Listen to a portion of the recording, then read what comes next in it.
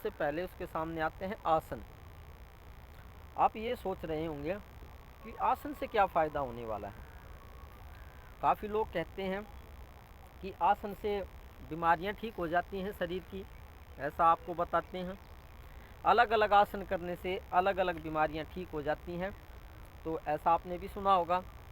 लेकिन ये हकीकत बात नहीं है। हाँ, ठीक बात है कि बीमारियां कुछ हद तक ठीक हो जाती हैं अलग अलग आसन करने से, लेकिन वास्तव में आसनों का क्या महत्व है, आसन क्यों किए जाते हैं। शिव योग में भी अलग अलग तरह के आसन बताए गए हैं। ज़्यादातर शिव योग में शिव महाराज ने काफ़ी आसन बताए हैं। उनकी हकीकत क्या है वो जानेंगे। तो नमस्ते, मैं पवन यादव। आसनों से क्या होता है कि हमारा जो शरीर है उसमें स्थिरता आ जाती है, वो शिथिल हो जाता है, उसमें शून्यता आ जाती है, वो शून्य हो जाते हैं हाथ पैर।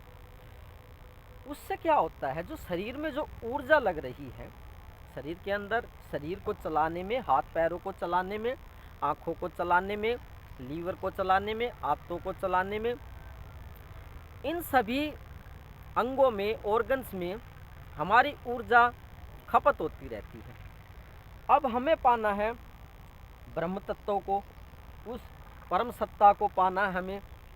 आप ये बताइए, अगर आप उस परम सत्ता को पाना चाहते हैं तो उसके लिए हमें ज़रूरत पड़ेगी ऊर्जा की, शक्ति की। और वो शक्ति तो हमारी खर्च हो रही है शरीर में हाथ पैरों को चलाने के लिए। अब जब वो ऊर्जा खपत हो रही है हाथ पैरों को चलाने के लिए, तो वो उस परम तत्व को इस कुदरत में से कैसे ढूंढेगी। अगर आपको इस कुदरत में से उस परम सत्ता को, ब्रह्म को, जिसे परमात्मा कहते हैं, उसे ढूंढना है तो आपको चाहिए ऊर्जा, शक्ति। शक्ति तो आपकी खपत हो रही है किसी दूसरी जगह पे, खेतों में काम करने के लिए हाथ पैर चला रहे हैं या कोई ड्यूटी का काम कर रहे हैं, तो ब्रह्म तत्व की प्राप्ति आप कैसे कर पाओगे। तो पहले तो जो ऊर्जा है उसको शरीर से मुक्त करना होता है, शरीर से अलग हटाना होता है। अपनी ऊर्जा को शरीर से अलग हटाइए और उसको उपयोग कीजिए उस ब्रह्म तत्व को, परमात्मा को पाने के लिए। तो जहाँ पे ऊर्जा लगेगी उसी का अनुभव आपको देने लगेगी। तो हमारा पहला काम क्या है कि शरीर से ऊर्जा को मुक्त करना, शरीर से पीछे हटाना ऊर्जा को, ऊर्जा की बचत करना। तो शरीर को स्थिर किया जाता है आसनों के द्वारा। आप पद्मासन लगा के बैठ गए, उदाहरण के तौर पे बता रहा हूँ आपको। पद्मासन आप लगा के बैठ गए, हाथ पैर काम नहीं कर रहे हैं, आंखें बंद हैं, उंगलियां शांत हैं, तो क्या होगा, ऊर्जा की बचत होगी। क्योंकि शरीर शून्य हो गया है, शून्य शरीर में शिथिलता आ गई है, तो ऊर्जा की बचत होगी। अब उस ऊर्जा को हम उपयोग कर सकते हैं इस कुदरत में से उस परमात्मा को ढूंढने के लिए, है ना। ऊर्जा की बचत करोगे तो उसको दूसरे काम के लिए हम उपयोग कर सकते हैं। अगर ऊर्जा की बचत हम नहीं करेंगे तो दूसरा काम हम नहीं कर पाएंगे। दूसरा काम हमारा क्या है, इस कुदरत में से उस परम तत्व को, परमात्मा को ढूंढना। यही है ना हमारा आध्यात्मिकता का फाइनल एम क्या है, ब्रह्म को प्राप्त कर लेना, ब्रह्म तत्व को प्राप्त कर लेना, जिसे आप परमात्मा कहते हैं, उसी की प्राप्ति कर लेना। तो अपनी जो शरीर की ऊर्जा है उसकी बचत कीजिए। उस ऊर्जा की बचत होती है आसनों के द्वारा। आप स्थिर होकर बैठ गए एक जगह पे, तो ऊर्जा की बचत होगी। ऊर्जा की बचत होगी तो उसको हम दूसरी जगह काम के लिए लगा सकते हैं। दूसरी जगह पे काम के लिए लगाएंगे तो नेचुरल बात है, कुदरती बात है, कभी ना कभी उस ब्रह्म तत्व की हमें प्राप्ति हो जाएगी। तो सभी आसनों का जो मेन लक्ष्य है, जो मेन उद्देश्य है, वो मेन उद्देश्य क्या है, वो मेन उद्देश्य यही है कि ऊर्जा की बचत करना।